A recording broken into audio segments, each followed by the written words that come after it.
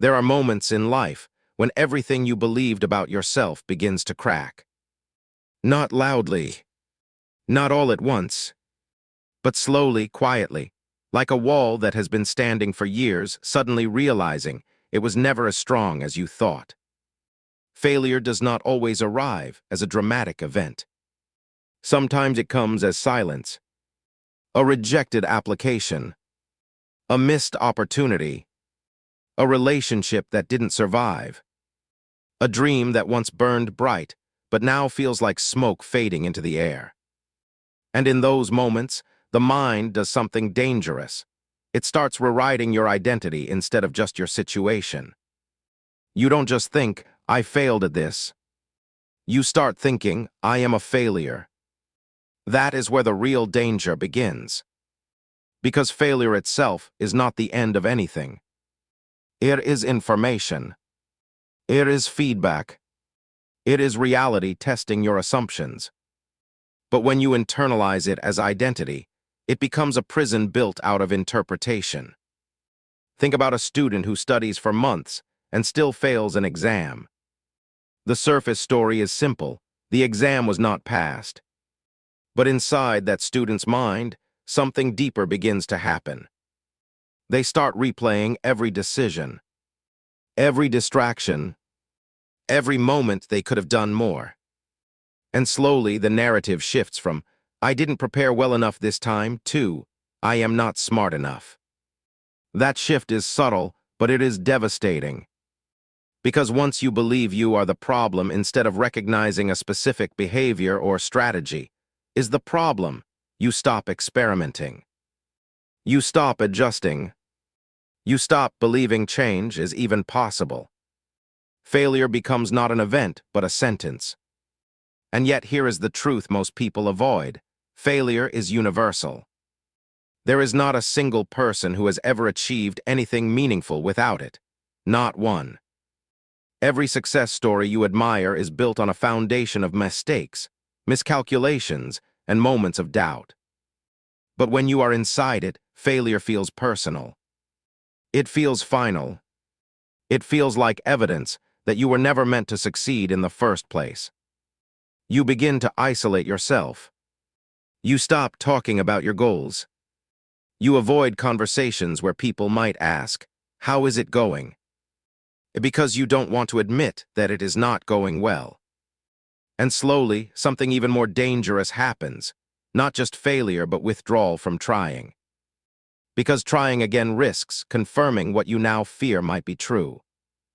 This is where many people stop, not because they are incapable, but because they are emotionally exhausted by the weight of repeated disappointment. But failure is not a verdict. It is a reflection. And reflections can change when the light changes.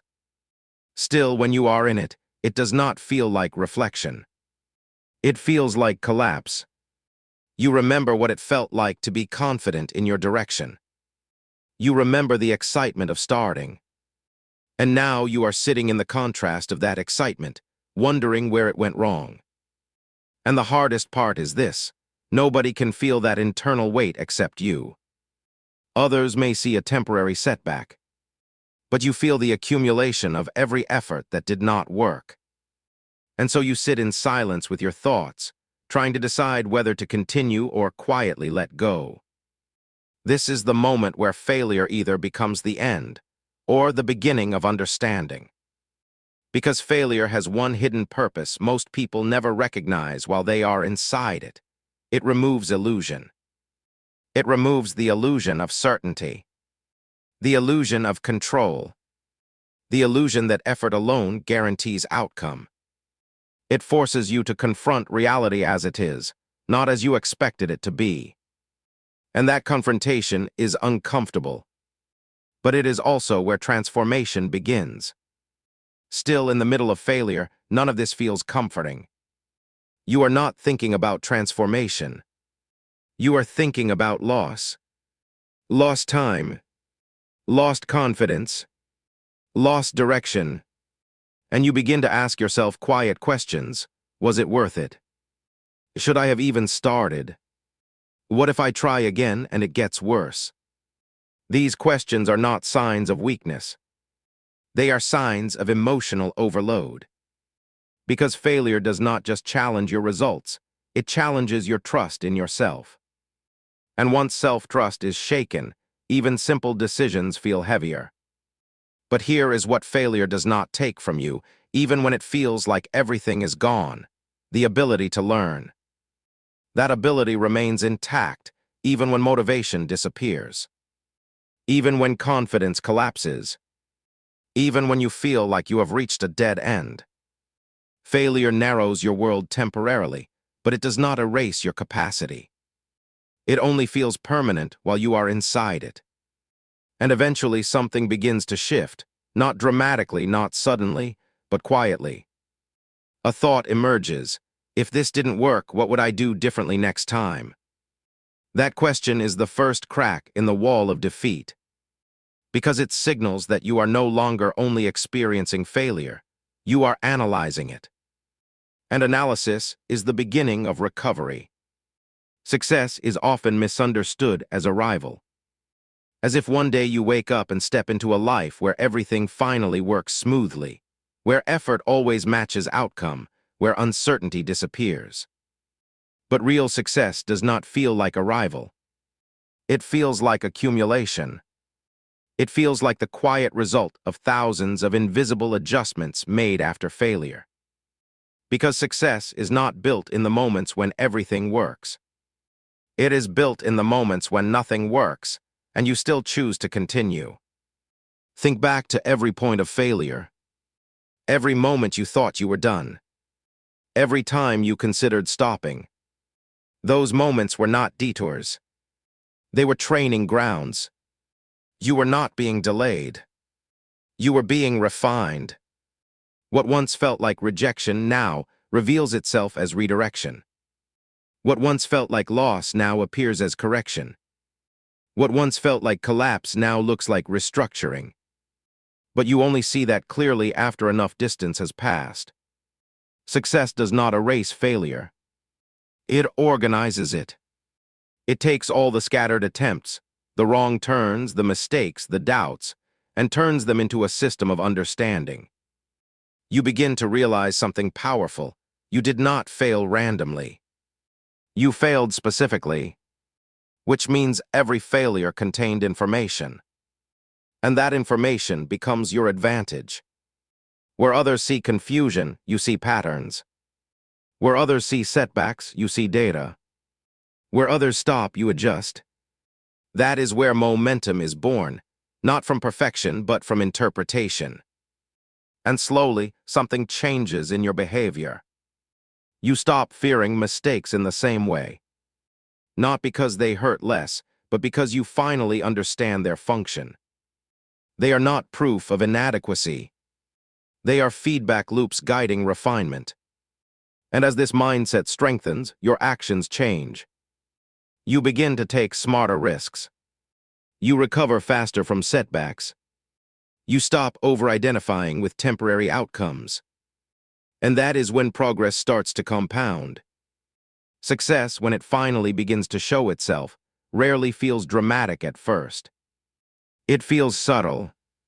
A task completed more efficiently than before. A result that used to take immense effort, now requiring less struggle. A decision made with clarity instead of confusion. You might not even recognize it immediately as success. It feels too ordinary. But that is the paradox. Real success often looks like competence becoming natural. And then one day you look back, not at one defining moment, but at a sequence. A chain of attempts. A timeline of persistence. And you realize something that changes your entire relationship with your past. Nothing was wasted. Not the failures. Not the delays. Not the frustration. They were all part of a system building toward capability. And now, what once felt impossible feels manageable. What once felt overwhelming feels structured. What once felt like luck now feels like skill developed through repetition. But perhaps the most important shift is internal. You no longer see success as fragile. because you have seen what it is built on. You understand its foundation is not ease, it is endurance. And so success stops being something you fear losing, because you know exactly how it was built. One correction at a time, one adjustment at a time, one failure at a time.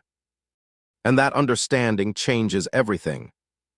Because now, even if something breaks again, you are no longer starting from zero. You are continuing from experience. What this actually means in real life, if we strip everything down, failure doesn't feel like philosophy when you're living it. It just feels heavy. It feels like trying something, giving your energy, your time, your hope, and then watching it not work out the way you expected. And honestly, that moment hits everyone differently, but the common feeling is the same. What am I even doing? And that's where most people misunderstand failure. They think it means stop. Or worse, they think it means this isn't for me. But most of the time, failure is just life saying, not like that. Try again differently. Well, that's it. Nothing mystical. Nothing personal. But in your head, it gets loud. You start replaying things. You think about what you should have done. You compare yourself to people who seem like they're moving faster. And suddenly, your mind turns one mistake into a whole story about your worth. And that story is usually not true, but it feels true in the moment. Here's something important. People who eventually succeed aren't people who avoid failure. They are just people who got used to not quitting every time it happened. That's the real difference. Not talent, not luck. Just continuation. Because every time something doesn't work, you actually learn something, even if you don't realize it immediately. You learn what doesn't work. You learn where the gaps are. You learn what you misunderstood before. But that only becomes useful if you stay in the game long enough to use it. Otherwise, it just becomes another what-if story in your head. And success doesn't feel like fireworks most of the time. It feels boring. It feels like, oh, this is finally working now. It feels like fewer mistakes, faster decisions, more clarity, not magic. The truth is, most successful people don't suddenly become different people. They just stop reacting emotionally to failure and start reacting practically. Instead of thinking, I failed so I'm not good enough, they think, okay, what exactly went wrong here? That small shift changes everything. And if you take anything from this whole idea, it should be this. Failure is not telling you to stop. It's telling you to adjust. And success is not telling you you've made it forever. It's just showing you that your adjustments are finally working. So in real life, don't overcomplicate it. You don't need dramatic motivation or perfect confidence. You just need one thing, to keep going long enough to get better than you were before. That's it. No grand ending. Just steady improvement. There's a specific kind of failure that doesn't look dramatic from the outside. It's not a big crash. It's not a single event. It's something slower. It's when you keep starting things, but never finishing them. You begin with energy. A new goal, a new routine, a new plan. For a few days, maybe even a couple of weeks, it feels like this time is different. You wake up motivated. You imagine the outcome. You feel like you've finally figured it out. But then reality creeps back in, not as a disaster, but as distraction. One missed day becomes two. One excuse becomes a pattern. One delay becomes a habit. And before you realize it, you're back at the beginning again. Not once. Not twice. But many times. And that's where frustration builds. Not because you never try, but because you keep resetting yourself to zero. This kind of failure is exhausting because it doesn't give you closure. It doesn't end, it loops. You don't feel like you're failing at something specific. You feel like you're failing at consistency itself. And slowly, something subtle starts to change in your mindset. You stop trusting your own plans. You start thinking, maybe I'm just not disciplined. Maybe I can't stick to anything. Maybe I always lose focus. And once you believe that, even slightly, every new attempt carries doubt from the beginning. You're not just fighting distraction anymore. You're fighting your own history. And distraction is sneaky. It doesn't always look like laziness. Sometimes it looks like just a break. Sometimes it looks like, I'll start tomorrow. Sometimes it even looks productive, planning, researching, preparing, but never actually doing. And that's the trap. Because you feel busy, but you're not building anything. Days pass, weeks pass, and the gap between intention and action grows wider. And one day you look back and realize something uncomfortable. You didn't fail because you didn't care. You failed because you never stayed long enough in one direction to see results. And that realization hits harder than the distraction itself. Because now you know, it wasn't lack of ideas. It wasn't lack of goals.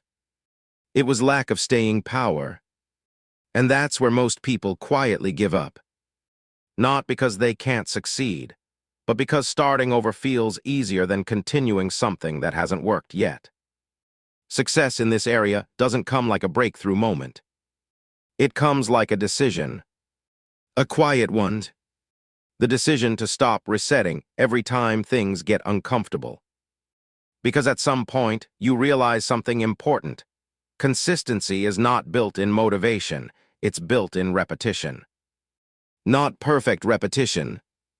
Messy repetition. Imperfect, inconsistent, but continuous effort.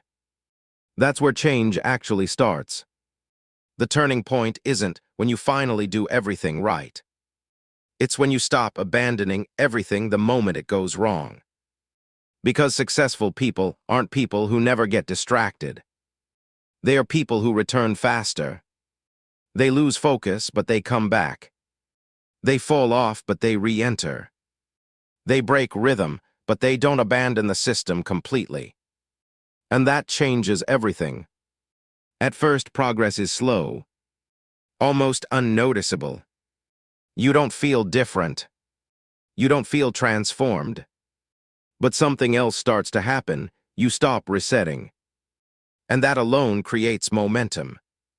Because now your effort is stacking instead of restarting. One day doesn't disappear. It builds on the last. One week connects to another. One attempt informs the next. And suddenly, what used to feel impossible starts to feel familiar. Not easy, but familiar. And familiarity is powerful. Because once something becomes familiar, it stops feeling like a mental battle every time you do it. You don't debate as much. You don't overthink as much. You just do it. And that's where discipline actually shows itself, not as strict control, but as reduced internal resistance. And slowly, your identity begins to shift.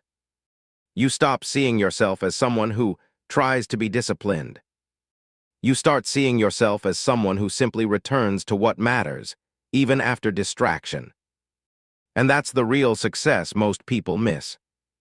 Not perfection, not non-stop focus, just the ability to come back again and again without turning every slip into a full restart. If we talk honestly, nobody is focused all the time. Everyone gets distracted. Everyone delays things. Everyone has days where they don't feel like doing what they are supposed to do. That's normal. The real difference is what happens next. Some people fall off and turn it into a full stop. They say, I ruined it, and they restart later with guilt. Others fall off and just continue the next day without making it a big story. That's it. That's the whole difference. Most of the time, your life doesn't fall apart because you got distracted. It falls apart because you kept treating distraction like failure, instead of just a temporary slip. And when you do that, every small mistake becomes emotionally heavy. And when something feels heavy, you avoid it. And when you avoid it, you fall off completely. It's a loop, but you can break it in a very simple way. Stop restarting your identity every time you mess up. You didn't lose discipline. You just had a distracted day. That's all. The goal isn't to be perfect. The goal is to stay in motion. Even slow motion counts. Even imperfect consistency counts. Because over time, consistency beats intensity. Every single time. And success in real life doesn't feel like sudden transformation. It feels like this: you used to quit after a bad day. Now you don't. You used to restart every week. Now you continue. You used to overthink everything. Now you just return to the work. That's real progress. Quiet but powerful.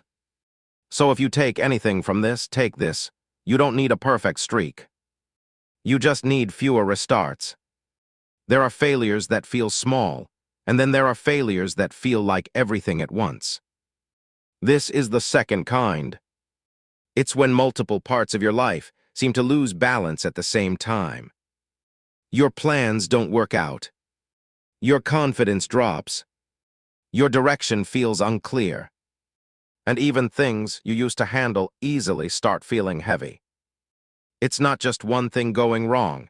It's the feeling that your foundation isn't stable anymore.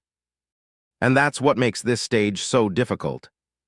Because when failure is isolated, you can explain it. You can say, "This didn't work, but I'll try again." But when everything feels uncertain, your mind stops looking at problems individually. It starts questioning everything at once. Your decisions, your timing, your ability, your future. And slowly, something deeper happens. Not just disappointment, but confusion about who you are in this phase of life. You start comparing your present self to your past self. You remember when things felt clearer, when motivation came easier, when progress felt visible. And now, even effort feels unclear. You try things, but results don't show quickly. You think about changing direction, but nothing feels certain enough to commit to. And that uncertainty becomes exhausting. Because failure is no longer just about what didn't work. It becomes about not knowing what will work. And that's where many people mentally pause. Not because they've given up completely, but because they don't know where to place their energy anymore. So they wait. They wait for clarity. They wait for motivation. They wait for things to feel right again. But clarity doesn't usually come before action. It comes after you start moving again, even slowly. And in this stage, the hardest part isn't failure itself. It's standing still while knowing you need to move, but not feeling ready to move. And over time, that stillness starts to feel like being stuck. Not because you are incapable, but because you are unsure where to begin again. Rebuilding doesn't start with confidence. It starts with decision. A quiet one. Not emotional, not dramatic. Just a simple internal shift. I'm going to start again even if I don't feel ready. That moment changes everything. Because rebuilding is not about restoring your old life. It's about constructing a new version of yourself that can handle what broke you before. And at first, it doesn't feel impressive. There's no instant progress. No big results. No sudden validation. Just small actions. Trying again. Showing up again. Fixing one small part at a time. And it feels slow, almost too slow to notice. But this is where real rebuilding happens. Because you are no longer operating from emotional reaction. You are operating from intention. And intention is more stable than motivation. At some point, something shifts internally. You stop asking, "How do I fix everything quickly?" And start asking, "What is one thing I can improve today?" That change seems small, but it is powerful. Because now you are no longer overwhelmed by the entire structure of your life. You are working on one piece at a time, and slowly the structure starts responding. Not immediately, not dramatically, but consistently. You start to feel small wins again. Things begin to make sense again. Your thinking becomes less chaotic. And even though you are not fully back, you are no longer lost either. You are in motion again. And that is the turning point most people miss, not when everything is fixed, but when movement returns. Because movement creates clarity, and clarity creates confidence, and confidence creates momentum. And once momentum returns, rebuilding stops feeling like survival and starts feeling like progress. When life feels like it has fallen apart a bit, people usually think they need a big comeback moment. But in reality, there is no dramatic comeback most of the time. It's much simpler and quieter. It usually starts with something like, "Okay, I should try again today." Even if you don't feel fully ready. Even if you don't feel confident. Even if you still feel a bit lost. You just start anyway. And the strange thing is, nothing feels different immediately. You don't suddenly feel powerful or motivated. You just do a small thing, and then another small thing the next day. And slowly, without realizing it, you stop being stuck in the same place. That's what rebuilding actually is. Not a moment, a direction. A lot of people wait to feel fully okay before they start again. But that fully okay feeling doesn't really come first. It comes later, after you've already started moving. And the truth is, you don't rebuild your life all at once. You rebuild it piece by piece. One habit, one decision, one day at a time. And at some point, you look back and realize you're not where you were before. Not because something magical happened, but because you didn't stop after things got difficult. That's the real comeback most people don't talk about. Quiet, slow, but real. There is a specific kind of frustration that doesn't come from failing. It comes from not seeing progress. You are trying. You are showing up. You are doing what you said you would do. But nothing feels different. No big improvement. No clear results. No visible reward for your effort. And that starts to mess with your mind. Because in your head, effort is supposed to equal progress in a way you can see immediately. You expect some sign that things are working, something noticeable, something satisfying.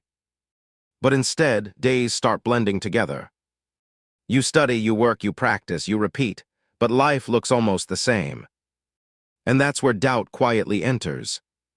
Not loud doubt, not panic, just a slow voice in the back of your mind saying, maybe this isn't working. Maybe I'm wasting time. Maybe I'm not improving at all. And that voice becomes dangerous because nothing immediately proves it wrong. You don't feel worse, but you don't feel better either. So your mind starts judging the process instead of trusting it. And this is where many people give up, not because they failed, but because they couldn't see visible progress fast enough. They assume that if something is working, it should feel obvious. But real growth is rarely obvious in the moment. It's invisible at first. It hides in small things, slightly better decisions, slightly fewer mistakes, slightly more control than before. But when you're inside the process, those slights don't feel like enough. So you start questioning the system. You start changing direction too quickly. You start restarting again, hoping something else will feel more effective. And in doing that, you lose the only thing that actually creates progress: time spent consistently in one direction. Because consistency doesn't fail loudly. It fails silently when you don't give it enough time to show results. And the hardest part is, nothing in the moment tells you you're on the right path. You just have to believe it long enough to find out. Success built on consistency rarely feels exciting in the beginning. It feels ordinary, almost too ordinary. You do the same things again and again, without immediate reward. And at first, it feels like nothing is happening. But something important is happening, you just can't see it yet. Because consistency doesn't create sudden change. It creates accumulation. Like drops of water filling a container. One drop means nothing. 10 drops still feel like nothing. But over time, the container fills. And suddenly, what looked like no progress becomes visible change. That's how real growth works. Not explosive. Accumulative. And at some point, something shifts quietly. You notice you're making fewer mistakes than before. You handle situations with more ease. Things that used to confuse you now feel familiar. And you don't even know exactly when it changed, it just did. That's the moment consistency reveals itself. Not as motivation, not as inspiration, but as proof. And once you see that proof, something changes in your mindset. You stop needing constant emotional fuel to continue. Because now you trust the process more than your mood.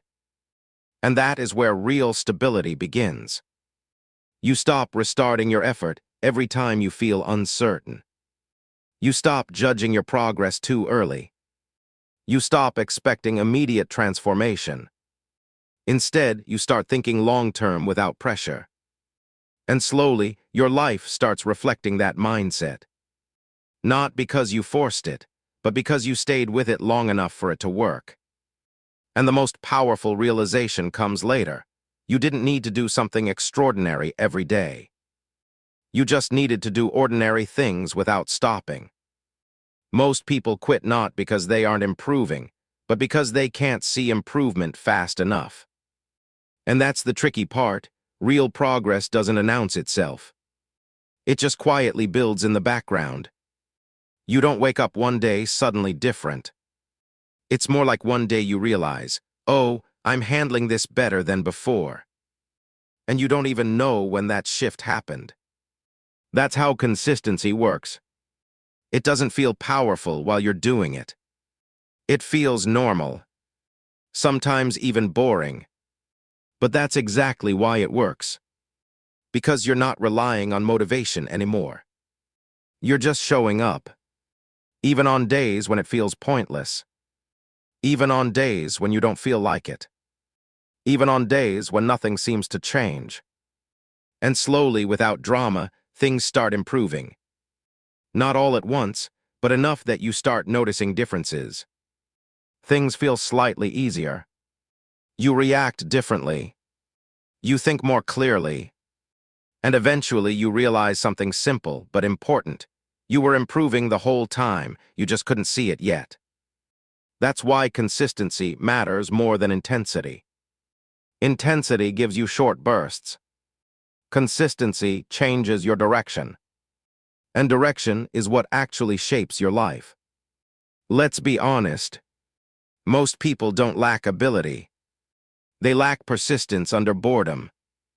You don't fail because things are impossible. You fail because you quit when nothing feels exciting anymore.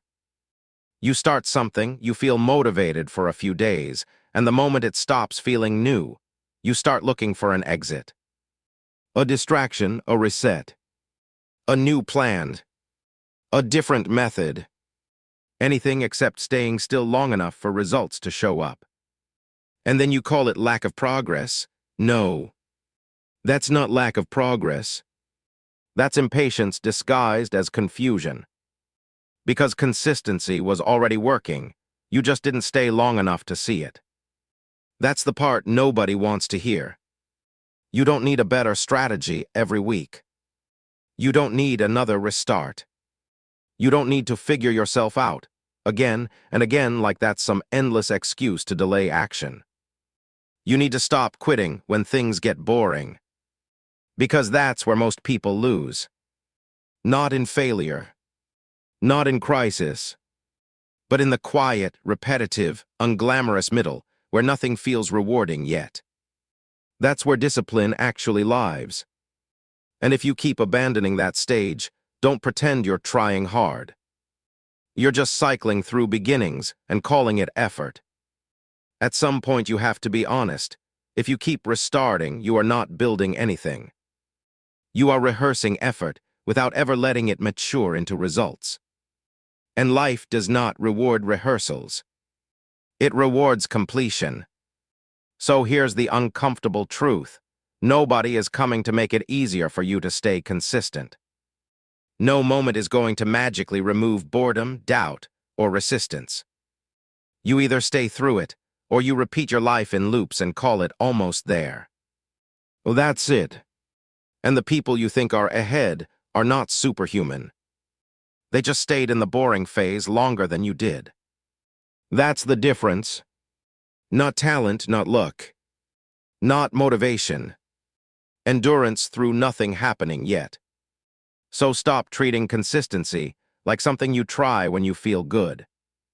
It's not optional. It's the price. And if you keep quitting before results show up, don't ask why nothing changes. Nothing changes because you don't stay. Simple, brutal, true. If this hit you, don't stop here. Subscribe Rise in Seconds for more motivation and daily mindset fuel that keeps you moving forward.